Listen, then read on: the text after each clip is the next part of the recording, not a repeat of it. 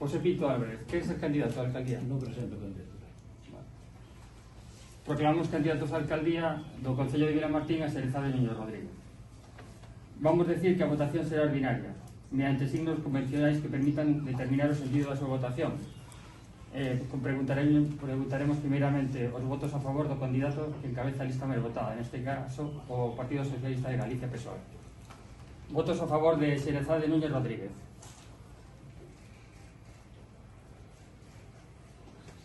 Está, se proclama de candidato a alcaldesa.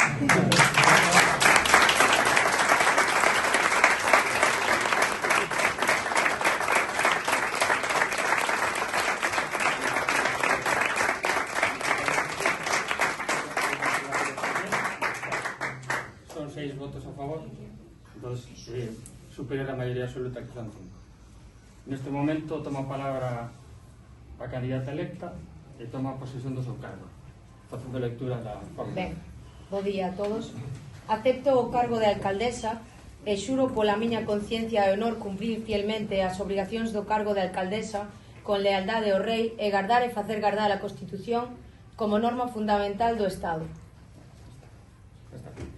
Bueno, pois nada, moitas gracias a todos por estar aquí hoxe. A verdade é que cando puxemos a data deste pleno non imaginábamos que iba a estar rodeado por semejante catástrofe que estamos vivindo no Concello. É por eso que é certo que aunque estemos aquí, ahora mesmo a nosa cabeza está cos veciños, está nas rúas, está coa multitude de problemas que temos todavía por arranxar. Entón tamén vos pido os que vos desplazas desde fora que entendades que a situación non é de plena normalidade, non? A verdade é que as miñas primeiras palabras como alcaldesa gustaríame que foran de unha mostra de agradecimento total e absoluta a todos os voluntarios que están colaborando co Concello, sin descanso, con moita valentía, con moito arrollo, porque realmente se non fora por eles a gran multitude de problemas que estamos vivindo dende fai menos dun ano, porque todavía non fixo un ano dos lumes, non seríamos capaces de sacalo adiante cos medios que temos. Entonces, moitísimas gracias a todos os voluntarios, a todos os veciños e veciñas, a Protección Civil, porque sin eles de verdad que non seríamos nin quen somos, nin seríamos capaces de seguir progresando. Así que moitas gracias a todos. Despois, por outra banda, eu tamén, cando pensaba en este pleno, escribí unhas verbas para compartir con vos que quizás agora incluso teñen máis sentido que cando as escribín. Entonces, se me permitides, vou a pasar a lelas, vale, quero compartilas con vos, e digo así: nun mundo acelerado no que parece que a calidade humana se está perdendo, supón todo un reto afrontar o futuro dunha administración municipal, o futuro dun territorio. Esta é unha terra de labregos, de emigrantes e de retornados. É un territorio cunha identidade marcada polo amor á terra, polo compromiso con ela e tamén co seu progreso. O territorio que habitamos non é máis que o resultado dos esforzos dos nosos antergos. Por iso, nós temos como primeira obrigación preservar a súa identidade, a súa historia, as súas costumes e tradicións.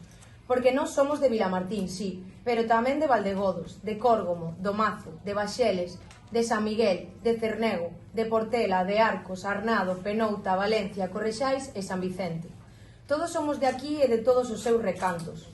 Somos debedores da súa idiosincrasia. Por iso, cada anaco deste territorio ten o mesmo valor, e ese é nin máis nin menos que un valor tremendamente incalculable. Temos a obrigación de preservar todo o que fomos, o que somos e o que seremos. Temos a obriga de traballar para que cando as persoas pasen, esta administración sexa eterna e que siga o rumbo dun futuro que non esquece o seu pasado e que preserva a súa historia, para que cando os nosos descendentes habiten este territorio, saiban do noso amor pola terra e se recoñezcan en ela.